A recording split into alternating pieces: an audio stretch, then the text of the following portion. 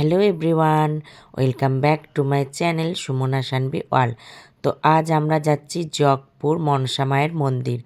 কবে থেকে ফাইনালি যাব করে আজ যাচ্ছি। তো দেখো দিদিরা আমরা সবাই মিলে গাড়িতে উঠে পড়েছি, আর এক দিদি আসবেই বিন্নিদি, তার জন্যই অপেক্ষা করছিলাম। এই যে সাদা রঙের জামা পরে। তো দেখো আমরা ফাইনালি জগপুরে পৌঁছে গেছি। এটা আমি দুটো ভাগ করে নিয়েছি, কারণ এরপরে আসবে পার্ট 2। এত বড় ব্লগ হয়ে যাচ্ছিল, তো একটাতে এলো না। তাই তো এখানে সবাই আমরা পা ধুয়ে নিচ্ছিলাম একটু মায়ের মন্দিরে ঢোকার আগে। আর এখানে আমি আর দিদি লাইনে ছিলাম, বাকিরা ওই দিকে সবাই ছিল, মানে বাকিরা বসেছিল। আর এই দেখো ট্রেন যাচ্ছে। তো আমি ওটাই বলছিলাম যে এই ট্রেনে করে যাই আর মাকে প্রণাম করতে করতে খড়গপুরে ঢুকি, আর বলি বা যখনই খড়গপুর থেকে হাওড়ার দিকে যাই আর মাকে বলি কবে আসবো। তো ফাইনালি গেছি। ডালি কেনা হচ্ছে, এখন আমরা পুজো দেব।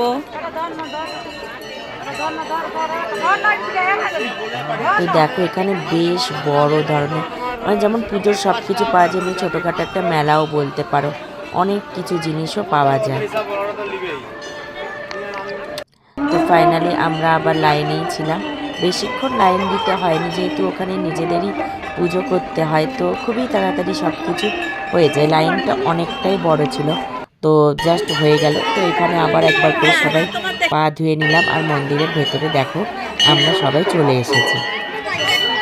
তো এখানে আমরা সবাই ধূপ জ্বালছিলাম, আর এখানে এই দিদির সঙ্গে দেখা হয়ে গেছিল।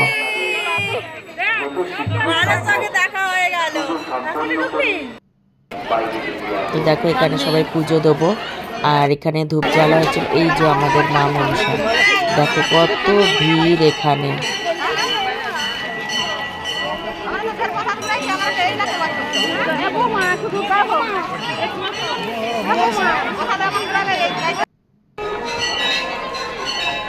তারপরে এখানেও আমরা সবাই ধূপ দিচ্ছিলাম আর প্রণাম করে নিচ্ছিলাম মাকে।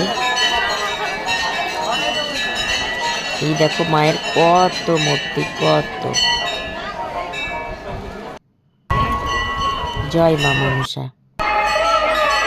তো এখানে আমরা একটু ফটো তুলছিলাম।